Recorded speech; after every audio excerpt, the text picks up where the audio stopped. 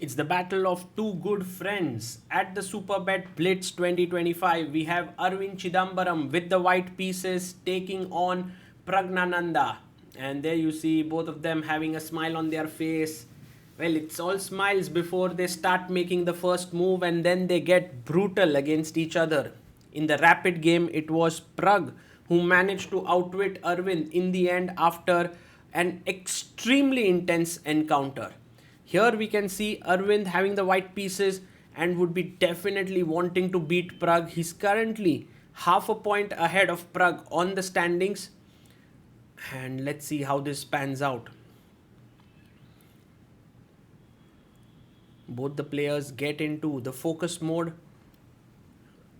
And a handshake and off we go. Knight f3 by Arvind. Pragg gets his knight out to f6 and b3. Fianchettoing the bishop on this long diagonal. Pragg plays g6, getting his bishop also to oppose that other bishop.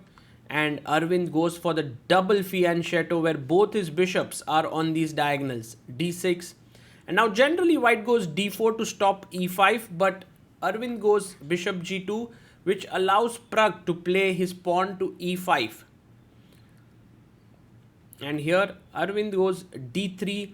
He's just looking for a simple game of chess, it feels. c4 played, trying to get the knight into the game. Now it's like an English opening with just the bishop on b2 being slightly misplaced. And Pragg is deciding on how he wants to place his pieces. He goes knight c6, white castles, h6 played. Maybe to just get the bishop to e6 and not worry about knight g5 ideas. So he goes knight to c3. And now Pragg can just play his bishop to e6 with the idea of breaking in the center with d5. Pragg is taking more time in the opening than Arvind, and right now Arvind has 4 minutes 51 seconds while Pragg has 4 minutes 20 seconds. So bishop e6 played here.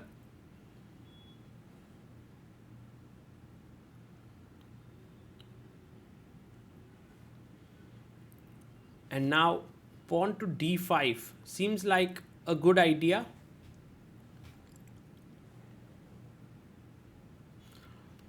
So can Arvind stop it? It is unlikely because even if you go knight d2 to put some pressure here, black can still go d5.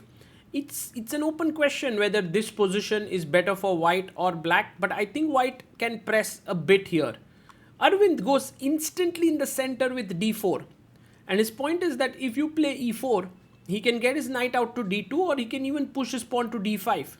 So an important movement here for Pragg. What will he do? Arvind has 4 minutes 16 seconds. Pragg has 4 minutes on the clock. The threat is of course to pin, sort of fork two of black's pieces with d5. Black can take e takes d4, knight takes d4, but it's slightly better for white. So Pragg goes bishop g4, a very interesting move.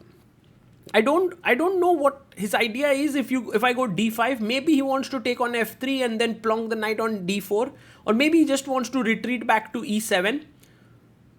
But Arvind takes the pawn on e5. Very interesting decision here by Arvind. Pawn takes pawn, and I already like white's position quite a lot because now this very nice move, knight d5, settling down in the center. You can't take here. Pawn takes, really gets the pawn in the center. Then e4, then rook c1, attacking c7.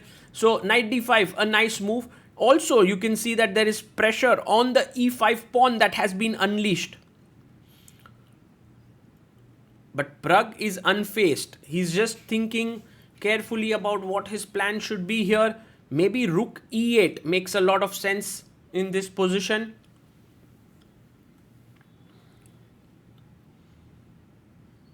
And he finds it. Rook e8 is on the board. So the rook defends the pawn here on e5.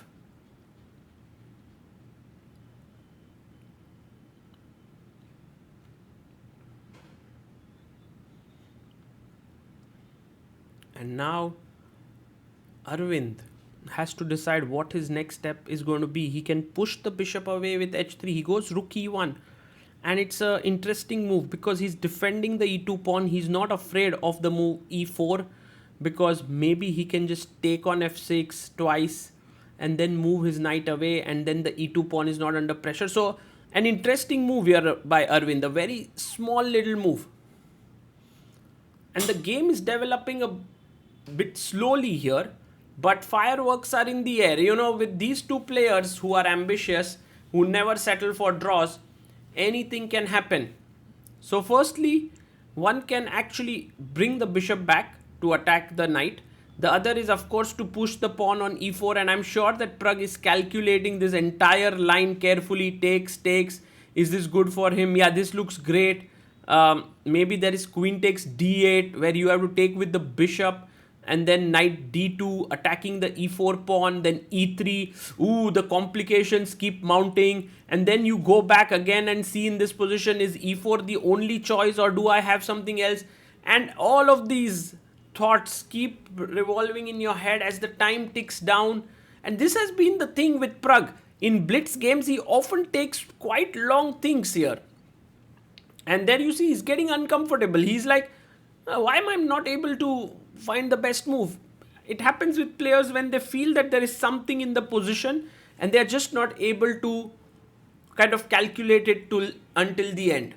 He comes back bishop e6, but look at the time on his clock is 1 minute 43 seconds. So he thought there for like close to, I don't know, he was at 3:15. So he thought for 1.5 minutes. Wow. That's not a normal amount to think in a blitz game. But now he has a clear-cut threat. He wants to take, bishop takes. And if you try to take knight e5, then I have simply bishop d5 attacking the knight. So he plays e4.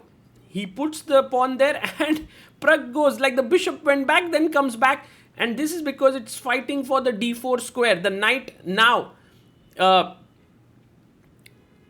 protects the d4 square and Pragg takes it off the board.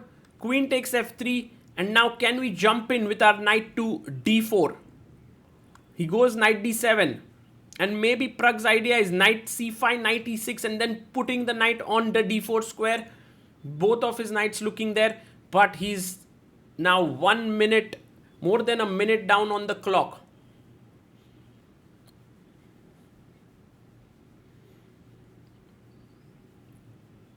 What should white do here? Maybe rook d1 seems like a plan. Yes, he brings his rook to the center of the board. Now if you put your knight here, there is knight b6 attacking the queen, also the rook. But maybe, oh, even this endgame might be good for black. So have to be careful here. He goes a5, which is a very useful move. It stops the b4 expansion for white. It also secures a square on c5 for the black knight. Time-wise, Pragg still a minute down on the clock. Aravindh, look at those intent eyes. He's looking for some kind of a tactic or something where he can make use of this pin here. Do you want to double down the d file, but then the black knight would settle down here, making the rooks look a little bit silly there on the d file? What do you want to do?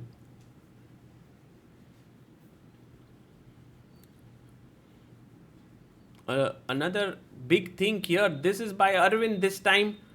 He has 2 minutes 29 seconds when this thing began, and he's used almost a minute on the clock now. He's still thinking. He goes h4, exactly 59 seconds taken. He wants to play h5, which is a very nice move because then g5, it weakens the light squares and the bishop can pop out, can settle here. The knight can move and settle here. So very, very good move here by Aravindh. Knight to d4, but oh, of course you're going to pick this knight out. Pretty sure that you don't want that knight to survive. So he takes it, bishop d4, pawn takes d4, and now do you want to push h5? Does that help? Oh, there's this knight jumping into the center of the board. The dynamics of the position have changed a bit. And Arvind Chidambaram is thinking. He goes knight f4. and he's going to put his knight on d3. That's his plan. Knights are the best blockaders of passed pawns, and that's what he wants to do. He wants to put the knight on d3 to blockade it. So knight to e5, attacking the queen comes back, pawn to e4, b4 played. Wow, gaining space in the position. And now do you want to push forward with a3? Yes, he does. Pawn to a3 played.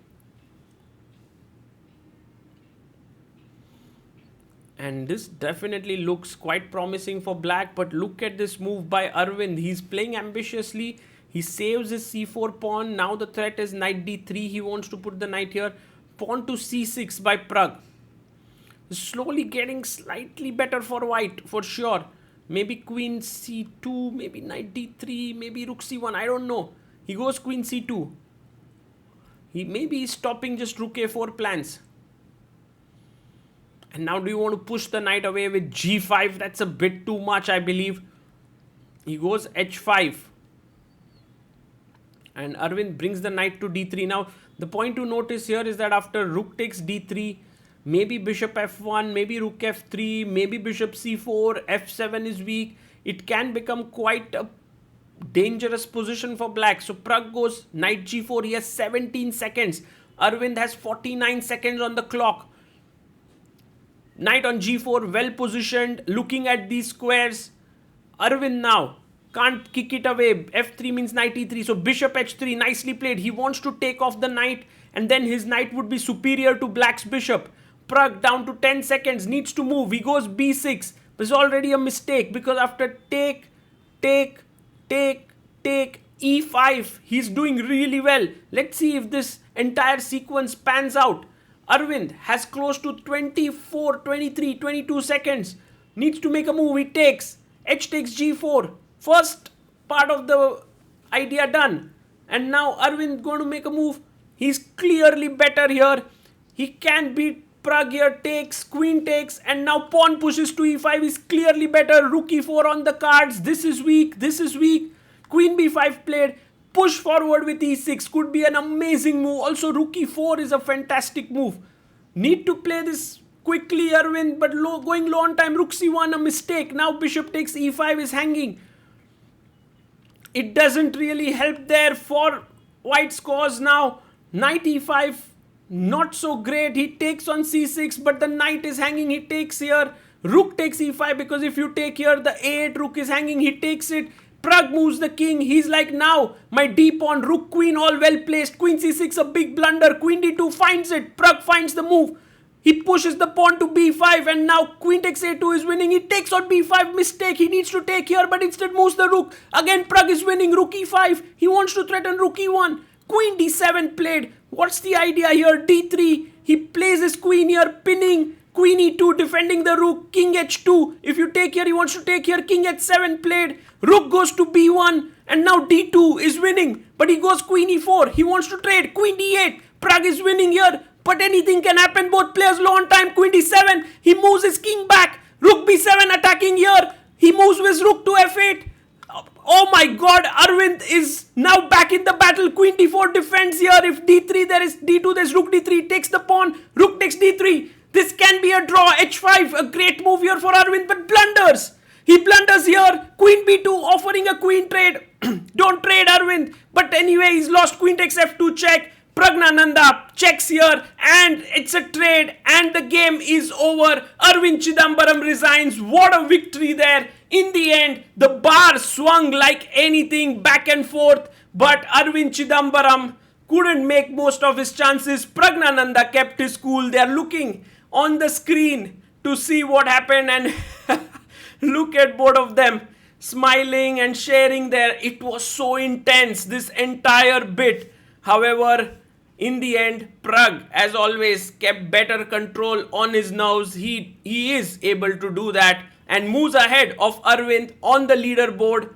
But Aravindh, as always, puts back his pieces, and he behaves so well after every single game, whether he wins or loses. And that's why we have a champion there in him. Pragg and Aravindh. We are going to see a lot more of these youngsters in the years to come. For now, this is Sagar Shah signing off. Bye bye.